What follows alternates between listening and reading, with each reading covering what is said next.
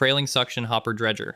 This is the workhorse of the dredging world, and by far the most common large dredger you'll find operating in open water. It's a self-propelled ship, shaped much like an ordinary cargo vessel, but along its hull, it carries one or two long suction pipes that trail behind it as it sails.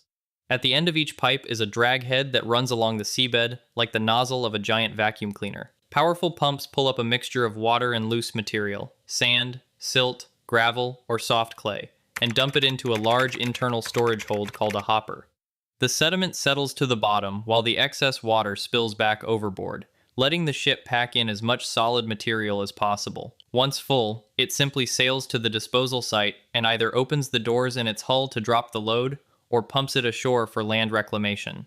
Because it keeps moving while it works and needs no anchors or moorings, it stays out of the way of other shipping, which is why it handles most of the world's harbor maintenance and channel deepening. Cutter Suction Dredger. Where the hopper dredger skims loose material, the cutter suction dredger tackles the hard stuff. It works from a stationary position, held in place by two large steel piles called spuds that plant it firmly to the bed. At the front sits a rotating cutter head, a cone-shaped tool fitted with teeth that spins and grinds into compacted sand, stiff clay, and even soft rock.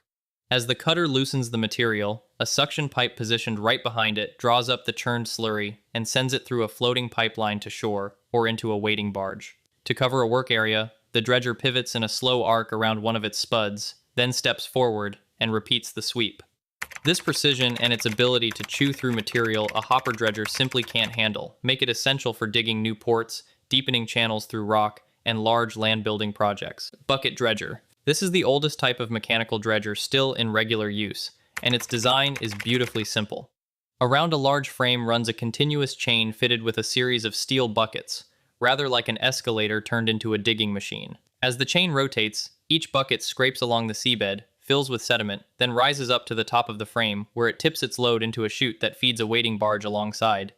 The dredger itself is stationary, anchored in place, but it can swing in a semi-arc using winches and mooring lines to sweep across the work area. Its great strength is versatility, since it can dig a wide range of materials with very accurate positioning of the buckets.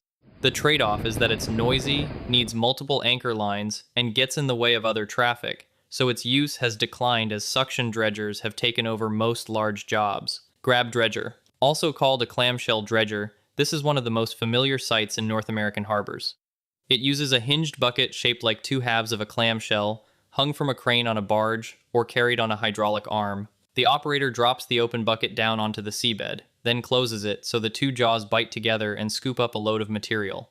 The crane lifts the full bucket clear of the water and swings it over a barge to release the catch. Its biggest advantage is depth, since the bucket simply falls further to reach deeper beds, making it well suited to excavating soft bay mud and working in tight corners that larger vessels can't reach.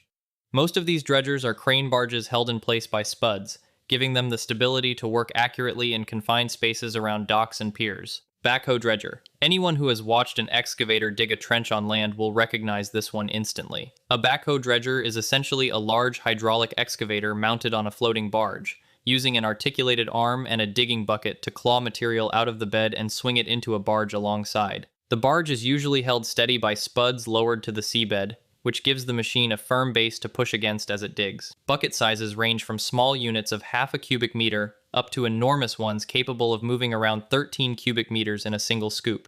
Its strength is precision and power in shallow water, which makes it ideal for harbor work, deepening near quay walls, and digging out compacted or rocky material close to structures where accuracy matters. The two largest ever built, operated by Jan de Nul and Great Lakes, are effectively giant barge-mounted excavators. Bucket wheel dredger. This one is a close cousin of the cutter suction dredger, differing only in the tool at the front. Instead of a spinning cutter head, it uses a large rotating wheel fitted around its rim with buckets, each with an open back. As the wheel turns against the face of the deposit, the buckets scoop up loosened material and channel it straight into a suction mouth, where a pump draws it away through a pipeline. The continuous rotation gives a steady, even flow of material rather than the stop-start action of a chain of buckets. It is most commonly used in mineral extraction, where a consistent feed of sand or ore is valuable. Despite its efficiency, it has never become a favorite among the major international dredging contractors, and remains a more specialized choice for mining-type operations rather than general harbor work. Water injection dredger. This machine barely resembles the others, because it doesn't lift anything out of the water at all. Along a horizontal bar near the seabed sit rows of nozzles that inject large volumes of water at low pressure into the sediment below. This floods the loose material with water and turns it into a fluid-like mixture, a process called fluidization, so that the softened sediment behaves almost like a dense liquid. Being heavier than the surrounding water, this fluidized layer then flows away downhill under gravity or is carried off by the natural current. There's no hopper, no bucket, and no pipeline to shore. Because it simply persuades the sediment to move itself rather than digging it up and transporting it, it's often chosen for maintenance dredging at smaller ports and for environmentally sensitive projects where minimal disturbance is the goal. Auger Suction Dredger. This is a variation on the suction dredger built for finesse rather than force. In place of a rotating cutter head, it carries a horizontal screw-shaped auger, much like the augers used to bore holes in the ground, mounted across the front of the suction intake. As the auger turns, it gently loosens and gathers the sediment, feeding it evenly towards the suction mouth without flinging it out into the surrounding water. A shroud around the auger helps contain the disturbed material. This careful, low turbidity operation is its whole reason for existing. It's the tool of choice for environmental dredging, particularly the removal of contaminated sediments that must not be allowed to spread, and for work in sensitive habitats where keeping the water clear and the disturbance minimal is just as important as removing the material itself. Amphibious dredger. As the name suggests, this dredger refuses to be confined to open water. It's built to operate across the awkward zone between land and water, the shallow margins, wetlands, and marshy ground where a conventional floating vessel would run aground. Many designs are essentially land excavators fitted with long hinged legs, sometimes called pontoon legs or spuds, that can extend downward so the machine stands firmly on the bed with its cab and engine held safely above the waterline. Some versions float on buoyant hulls when the water is deep enough, then plant their legs to work in the shallows, and a number can crawl right up onto dry land on tracks. This adaptability makes them valuable for reservoir cleaning, canal maintenance, and reclamation work in places that are too shallow to float a ship but too wet and soft to support machinery on the ground. Fishing dredger. This is the odd one out.